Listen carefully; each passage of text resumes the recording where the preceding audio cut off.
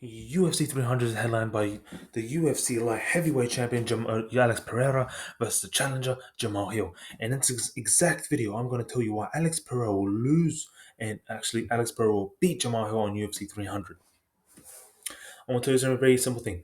As shown by Jamal's footage, you got a 6'4" big giant in Alex Pereira versus I think a 6'2" or 6'3" black African man, African American. As you watch more of his fights against Thiago Santos and you watch more of his fights against the others, against Glover, you'll see that Jamal has a great opening on his chin when he finishes combinations. He'll throw the 1-2, come with a left hook, and his chin, hands goes all the way flat. Boom, boom. Things will open him up. And then, especially when he finishes combinations, especially even if he does like a 1-2 combination, if he does just a jab, the jab will go, and then his arms will come back down. And I just see Alex Pereira being nice and having the coordination and knowing to know what to do to land the short hooks that he wants. Additionally, Alex has one of the best hooks in the best left hooks in the game. He has one of the greatest left hooks and a very underrated right straight. And those Jamahal Hill open are just they're way too much. And I'm just going to show you some clips, some photos, some thingies of Jamahal Hill opening himself up, especially in those places where you don't want to be. Alex moved to 205 pounds a long time ago against Jan Blachowski, and he has migrated to, and his body has settled into being a great light heavyweight. You're not too scared of his chin anymore like you were in the 185-pound division. You know he can take some shots. You know he can be good. And Jammal does have crazy power. No, there's no one saying that he doesn't. But if you watch more of his fights against people that have great chins, against people that have much better chins, he doesn't really have the one knockout power that everyone's been talking about. He doesn't just throw your hand and just knock you out. The last time he did that was Johnny Walker, but then before that, that's a long time. So Jamal doesn't have the power. He has more of a combination of power. He's more of like the Max Holloway build, where he come in and he's set you up and he just bangs you perfectly. He doesn't just make you sleep like Alex Pereira does from one punch. He doesn't have that touch of death.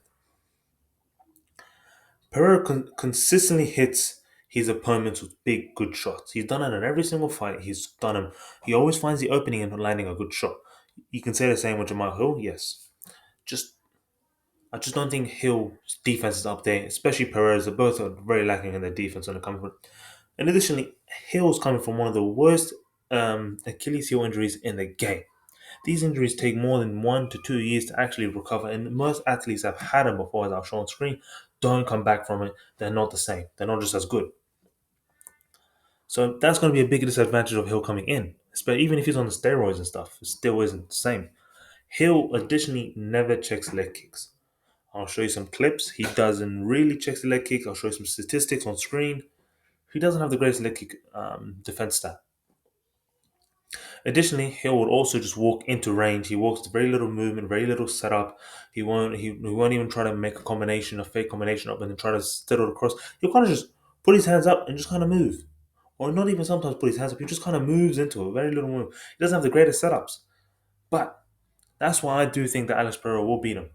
But however, what there is a big weaknesses in Alex's game as well. That's why this match is this is a beautiful matchup. Alex does leave openings on the for the right hand. He does that a lot of times. He got thingy a lot when against Israel Adesanya, but just he'll kind of just go there and then he'll get these nice left straights. He'll catch them really good. For some reason, it's only the left straight. The right left hooks doesn't really open up too much on him. The uppercuts aren't really there just because he's so much taller, and I don't think that's going to be a thing aspect in this fight. And he also does not move his head too great. He really just doesn't. He kind of is. He's great at the distance managing. He'll know where you are. He knows where he's at, but he doesn't move his head getting out of the punch, which is actually a good thing for MMA. But for this, and Jamal who does have pretty good, does throw his head kicks a lot. However, he just doesn't have the oomph, the little hip twist that he needs when he does it. Especially when I show you some clips against Glover Teixeira, he just doesn't have him. But if you do move your head into him, you get him. But Alex doesn't done that. I don't think this will be anything close to a head kick finish. Additionally, Alex will just not get leg kicked, and he won't get Jamal. He won't get clean finished by Jamal his kicks, as they don't even have the pop. And second of all, they do have the speed. They don't have the pop. And additionally, Jamal Hills is not that great of a striker compared to Alex Pereira.